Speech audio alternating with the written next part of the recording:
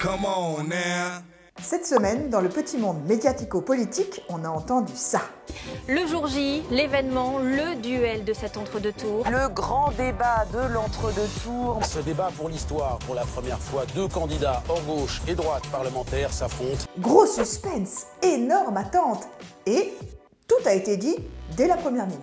Monsieur Macron est le candidat de la mondialisation sauvage, de l'ubérisation, de la précarité, de la brutalité sociale. Voilà, en une phrase, Marine Le Pen a résumé toute sa stratégie pour les 2h30 d'émission qui ont suivi. La stratégie du bulldozer avec en ligne de mire son adversaire. Et tous les coups étaient permis, des mensonges en rafale jusqu'aux attaques personnelles. Je vois que vous cherchez à jouer avec moi à l'élève et au professeur, mais en ce qui me concerne, ce n'est pas particulièrement mon truc, je vous le dis. Mais bien que la stratégie ait échoué et malgré l'avalanche de fact-checking, le lendemain dans les médias, Marine Le Pen et ses lieutenants ont répété les fake news et les rumeurs.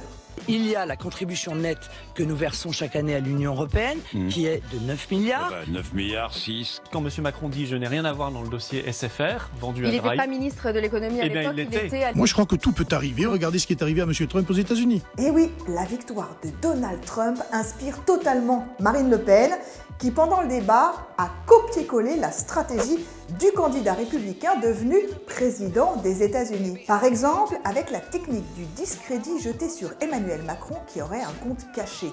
La rumeur a été balancée quelques heures avant le débat sur les réseaux sociaux. J'espère qu'on n'apprendra pas que vous avez un compte offshore aux Bahamas ou je sais pas, j'en sais rien. Non, Madame Le Pen. She's guilty of a very, very serious crime. She should not be allowed to run. Is that I will tell you at the time. I'll keep you in suspense. Autre procédé piqué à Trump, accuser son adversaire de mépriser les électeurs. When she said deplorables, she meant it. She's got tremendous hatred. Et d'ailleurs, les 9 millions d'électeurs, les miens et ceux de Nicolas Dupont-Aignan, que vous avez tenté de salir. Et puis, l'attaque frontale, sans nuance, a bien sûr aussi été testée. Vous êtes à plat ventre en permanence, à plat ventre. Such a nasty woman. Sauf que nous sommes en France et l'écosystème électoral est différent. Marine Le Pen a pris un risque en important la communication américaine et en l'appliquant directement. Elle n'a joué qu'un personnage de son répertoire, la guerrière jusqu'au boutiste. Mais même la fachosphère, habituellement fan, est restée dubitative. Du coup, pas sûr que les indécis soient convaincus.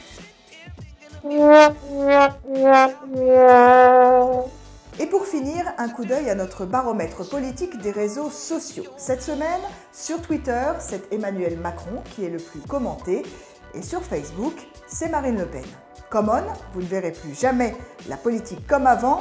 À la semaine prochaine sur le JDD.fr. Come on now.